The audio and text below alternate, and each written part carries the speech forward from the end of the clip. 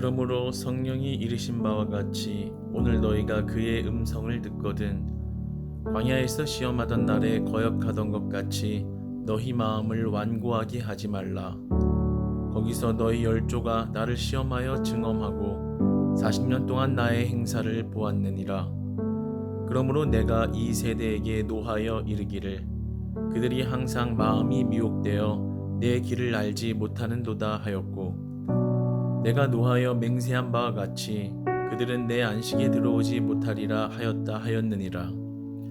형제들아, 너희는 삼가 꼭 너희 중에 누가 믿지 아니하는 악한 마음을 품고 살아계신 하나님에게서 떨어질까 조심할 것이요, 오직 오늘이라 일컫는 동안에 매일 피차 권면하여 너희 중에 누구든지 죄의 유혹으로 완고하게 되지 않도록 하라. 오늘 본문 11절을 보면 안식이라는 단어가 등장합니다. 이 안식이라는 말은 말 그대로 휴식, 휴식처라는 뜻을 가지고 있습니다. 그런데 이 단어가 고전 헬라어의 용법의 능동태형으로 속뜻을 보면 쉬게 함, 부는 바람을 가라앉히는 이라는 뜻이 있습니다. 우리 인생에 닥쳐오는 거센 바람과 같은 일들이 있습니다.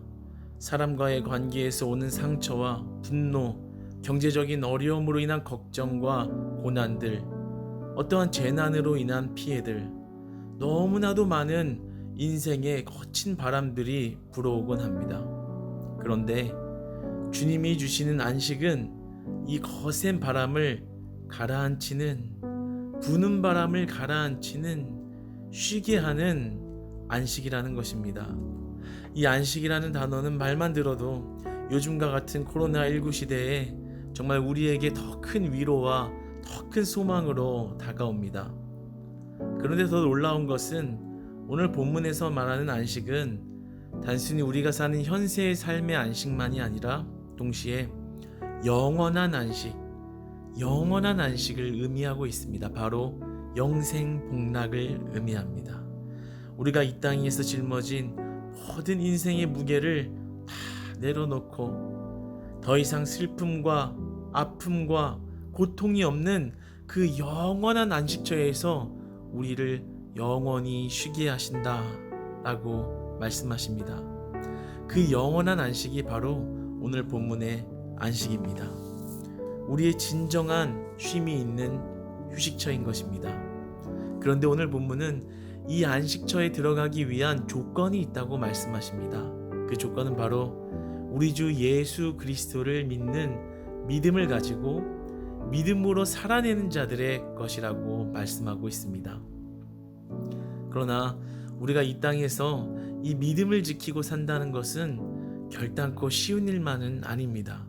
왜냐하면 오늘 본문 13절을 보면 우리는 매일매일 죄의 유혹을 받기 때문입니다. 오늘 본문에 의하면 죄의 유혹에 넘어가서 우리의 심령이 믿음에서 멀어진 마음으로 완고하게 되어버린다 라고 말씀합니다. 여기서 이 죄의 유혹이라는 단어는 원어로 속임이라는 뜻이 있습니다. 우리가 날마다 사탄에게 속아 넘어간다는 것입니다. 우리가 믿음과 멀어진 삶을 살면서 나는 안식에 들어갈 수 있어 라고 착각을 불러일으킨다는 것입니다. 예배를 안 드려도, 기도하지 않아도, 말씀대로 순종하지 않아도, 불순종하며 살아도, 전도하지 않아도, 내 방식, 내 경험대로 살아도 영원한 안식처에 들어갈 수 있을 거야 착각하며 살아가게 한다는 것입니다. 이것이 바로 사탄의 속임입니다. 이것에 넘어가면 사탄의 계략에 넘어지게 되는 것입니다. 그런데 우리는 늘 그 사탄의 계략에 속고 넘어지고 연약한 우리의 모습을 발견합니다. 그리고 마음이 완고해진, 우리의 심령이 완고해진 그런 악한 모습을 발견하게 됩니다. 그런데 우리가 이렇게 죄의 유혹, 죄의 속임으로부터 피할 수 있는 방법이 있다고 제시해 주십니다. 오늘 13절 초반부에 보면 이렇게 말씀합니다. 오직 오늘이라 일컫는 동안에 매일 피차 권면하여. 오늘이라 일컫는 동안에 매일 피차 권면하여. 신앙생활을 하는 성도 간에 서로 죄에 넘어지지 않도록 권면하라는 것입니다. 신앙생활을 잘 하다가 곁길로 가지는 않는지, 무기력함에 빠져서 신앙을 멀리하고 있지는 않은지, 공경에 처해서 마음이 낙담이 돼서 신앙이 주저앉아 있지는 않은지 살펴보고 돌아보고 그에게 권면하라는 것입니다. 여기서 권면이라는 말은 원어의 속뜻으로 보면 위로하고 격려하라 라는 뜻이 있습니다. 따지고 비판하고 정죄하라는 것이 아니라 위로하고 서로를 격려하라. 신앙에서 넘어진 옆 사람을 위로하고 격려해서 건져내라는 것입니다. 죄로 인해 넘어진 사람을 사랑으로 격려하고 독려해서 다시 신앙의 삶을 살아갈 수 있도록 일으키고 그 신앙의 도전을 북돋으라는 것입니다. 여러분, 간혹 어떠한 분들은 나는 사람 보지 않고 하나님만 본다라며 성도와의 관계를 다 단절하고 지내는 분들이 있습니다. 그러나 그런 분들은 내가 죄의 유혹으로부터 완고해질 수 있는 그런 위험에 노출되어 있는 것입니다. 오늘 본문은 말합니다. 우리가 신앙생활을 함께 해야 하는 이유. 우리가 신앙생활을 함께 해야 하는 이유. 오직 오늘이라 일컫는 동안에 매일 피차 권면하여 너희들의 믿음을 서로 세워서 그 영원한 안식에 들어가라 라고 우리에게 축복의 말씀을 증거해 주십니다. 여러분, 우리가 서로를 바라볼 때 믿음으로 그 안식을 소망 삼으며 하루하루를 살아가며 서로의 믿음을 세워가며 그렇게 서로를 위로하고 격려하는 것입니다.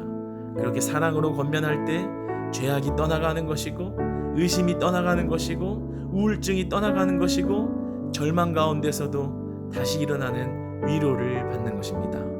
사랑하는 여러분, 오늘이라 주어진 하루가 서로 함께 바라봐야 할 안식의 하루라면 지금이라도 생각나는 성도님을 전화하고 찾아가서 그를 위로하고 격려하고 사랑으로 보다듬어 줄 때 서로 간에 참된 안식의 평안과 안식의 소망을 누리며 죄로부터 승리하는 사탄의 권세를 물리치는 그리스도의 능력으로 살아내시기를 주님 안에서 축복합니다.